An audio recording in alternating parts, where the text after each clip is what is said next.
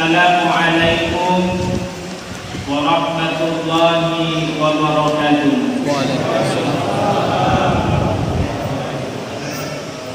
Ya, 100 untuk rekuman. Alhamdulillahi rabbil alamin. Alladzi syarrafa ummata Muhammadin sallallahu alaihi wasallam bi syahri Ramadan.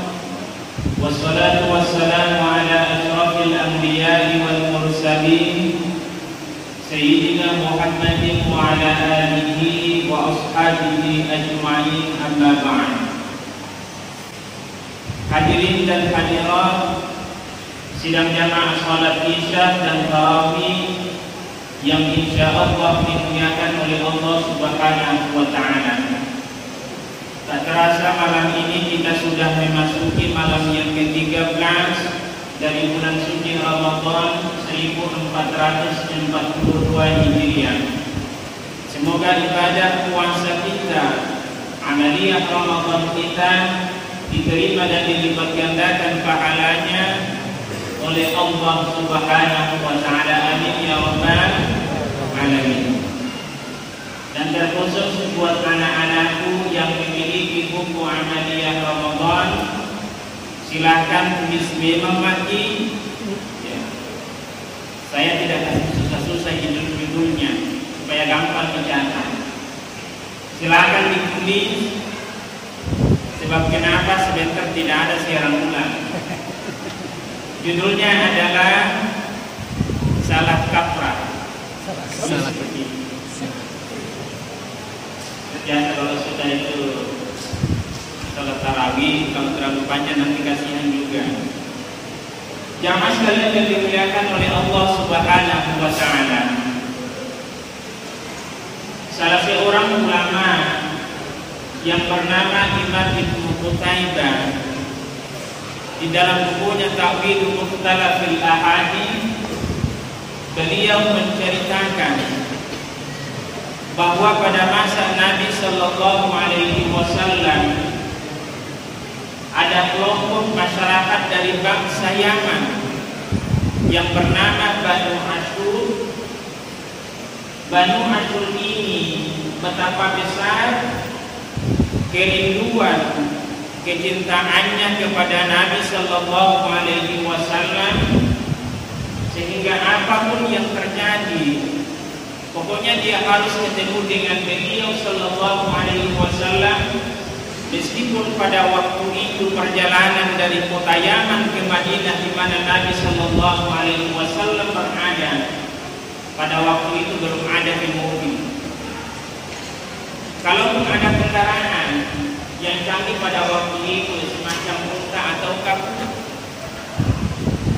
tetapi Banu Asyur ini rela mengorbankan waktunya berjam-jam, berhari-hari, dan bahkan bermalam di jalanan, yang penting bisa ketemu dengan Nabi Sallallahu Alaihi Wasallam. Setelah Banu Asyur ini sampai di kota Madinah, salah satu ketua Banu Asyur bercerita kepada Nabi Sallallahu Alaihi Wasallam, ya Rasul, di dalam perjalanan kami ada teman kami, pokoknya kalau siang hari hanya beribadah puasa sunnah, dan setiap kami singgah ya Rasul pasti melakukan yang namanya sholat sunnah. Itu yang selalu dikerjakan. Lalu Nabi kemudian bertanya, wahai fulan, itu tadi temanmu yang rajin sholat, rajin puasa, rajin sholat, pokoknya rajin ibadah, siapa yang memberikan makan untuk buka puasa? Siapa yang memberikan untuk makan sahurnya? Jawabannya ketua Banu Asyur ini, kami ya Rasul yang mengumpulkan segala sesuatunya demi untuk keperluan buka puasanya temanku tadi, juga untuk makan sahurnya supaya kuat beribadah.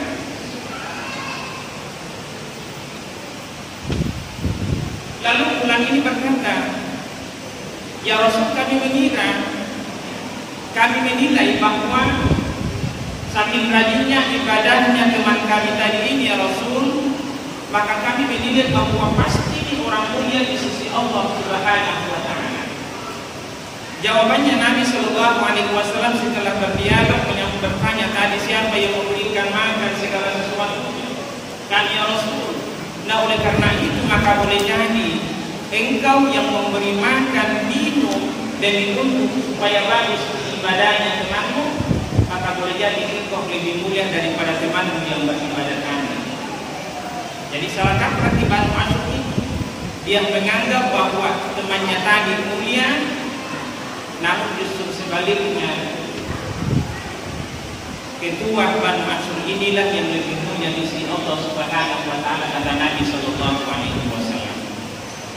Jamaah sekalian yang dimuliakan oleh Allah Subhanahu wa Ta'ala, berangkat daripada kisah ini ada beberapa hal yang ingin saya sampaikan.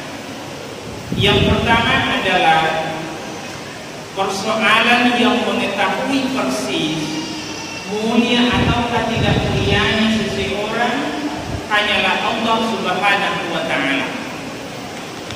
Dan kalaupun misalnya ada orang yang menilai kita sebagai orang yang mulia karena ibadah kepada Allah Subhanahu wa Ta'ala, maka kita tidak boleh berkata siapa dulu dong. Kalau tahu ya, kita tidak boleh sombong karena ibadah kita kepada Allah Subhanahu wa Ta'ala. Sebab kenapa? Kalau dibandingkan berapa banyak nikmatnya Allah diberikan kepada kita sekalian, maka belum ada apa-apanya nilai ibadah yang kita lakukan di dalam kehidupan dunia kita. Jadi tidak pernah memiliki sifat kesombongan, hanya Allah Subhanahu wa Ta'ala yang berhak di sifat kesombongan itu.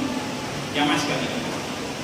Begitu pula sebaliknya, ketika ada orang yang selalu maksiat, tidak mau sujud, tidak mau taat kepada Allah Subhanahu wa Ta'ala, maka kita sebagai orang awam tidak boleh berkata pasti ini orang ini tidak mulia di sisi Allah. Apa mau tahukah siapa tahu nanti bertobat kepada Allah? Ada orang pengemis, ada orang meminta-minta datang kepada kita. Lalu misalnya kita menilai yang pasti ini orang ini karena kerjanya hanya mengemis. Boleh jadi orang itu mengemis karena kondisi yang menuntut dia terpaksa harus meminta-minta, susah di kolong pekerjaan, ada keluarganya yang harus dia beri makan. Maka dalam kondisi seperti ini kita tidak bisa menilai. Hanya Allah Subhanahu wa Ta'ala yang berhak menilai mulia atau tidaknya seseorang. Jamaah sekalian yang dimuliakan oleh Allah Subhanahu wa Ta'ala, itu yang pertama. Kemudian yang kedua, kalau kita perhatikan tadi, kemuliaan itu bisa didapatkan melalui dengan ketaatan kepada Allah Subhanahu wa Ta'ala. Juga kemuliaan itu bisa didapatkan melalui dengan membantu orang. Nah, oleh karena itu, maka kita harus paling tidak seimbangkan ibadah mahdoh kita kepada Allah dalam bentuk ibadah puasa, salat, zikir, bacaan Al-Quran kita dan seterusnya. Di samping daripada itu, kalau Allah memberikan kemampuan kepada kita sekalian, bantu orang yang membutuhkan bantuan kita. Kita perhatikan kisah tadi, orang mulia karena membantu orang yang beribadah puasa, rajin bagus di ibadah sholatnya karena ada bantuan daripada orang lain. Nah, oleh karena itu, khususnya di dalam bulan suci Ramadan ini, saya mau tanya dulu, ibu biasa kalau Ramadan jam berapa bangun masak? Jam 3 bahkan biasa ada jam 2 bangun tolong ibu-ibu. Ini luar biasa ibu ini. Biarlah mengorbankan waktunya, yang penting bagaimana ada keberkahan di dalam makan sahur keluarganya, meskipun dia harus bangun jam 3 dan bahkan jam 2 malam. Ini luar biasa ibu-ibu. Jadi ibu, ya sebentar kalau tidak nak kasih THR bapaknya kasih tahu memang makanan.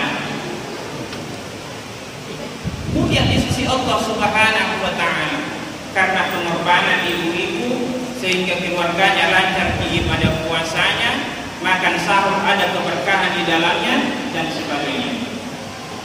Makanya Nabi Shallallahu Alaihi Wasallam mengatakan pahalanya orang yang berpuasa sama pahalanya dengan orang yang memberikan buka puasa tanpa dikurangi lagi. Jadi luar biasa membantu orang. Masjid kita ini kalau bukan karena bantuan dari para dermawan, orang yang memiliki kemampuan harta benda materi dari Allah Subhanahu wa Ta'ala, sehingga masjid kita bisa terbangun seperti ini, sehingga lancar ibadah sholatnya dan ibadah-ibadah lainnya melalui dengan bangunan ini, maka orang yang membantu pembangunan masjid ini dia keluarkan hartanya di jalan Allah Subhanahu wa Ta'ala, maka para dermawan tadi insya Allah mulia di sisi Allah Subhanahu wa Ta'ala. Jadi ketaatan melalui dengan ibadah makta dan juga kemuliaan melalui dengan ketaatan dalam bentuk ibadah makta, juga kemuliaan bisa didapatkan dalam bentuk membantu orang lain. Yakin dan percayalah bahwa jangan lagi berpikir sedikit di kodong kemampuanku saya, menurut kacamata orang mungkin sedikit, tetapi insya Allah di sisi Allah Subhanahu wa Ta'ala tidak ada yang sedikit dan bahkan besar nilainya karena berangkat daripada keikhlasan kita. Dan apa yang kita keluarkan di jalan Allah Subhanahu wa Ta'ala, bantu orang lain, bantu orang yang membutuhkan bantuan kita, maka pada hakikatnya itulah harta benda kita yang sebenarnya, yang insya Allah membahagiakan kita di hadapan Allah di hari kemudiannya Allah Subhanahu wa Ta'ala. Sebaliknya, biar bagaimanapun banyaknya harta benda, tak banyak uang iman, kalau kita tidak mau berbagi, justru apa yang kita miliki malah menjadi azab, sesuatu yang menyiksa kita di hari kemudiannya Allah Subhanahu wa Ta'ala. Nauzubillah min dzalik. Sampai kita bekerja di dunia lalu kita tidak menikmatinya, tidak kerana Allah Subhanahu wa Ta'ala. Ya masalah. Kemudian yang terakhir, kalau kita perhatikan kisah tadi, betapa besar kecintaannya Banu Hashim ini untuk ketemu dengan Nabi Shallallahu Alaihi Wasallam, sampai rela berjalan kaki berjam-jam berhari-hari, yang penting bisa ketemu dengan beliau.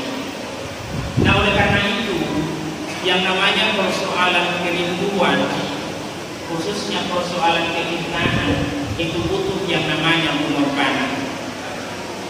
Ibadah karena kita cinta dengan Allah pasti butuh juga yang namanya pengorbanan. Jadi makanya kalau bapak-bapak cinta dengan keluarganya, cinta dengan istrinya, cinta dengan anaknya, dia harus berkorban untuk keluarganya. Ibu-ibu juga begitu. Kalau seorang ibu,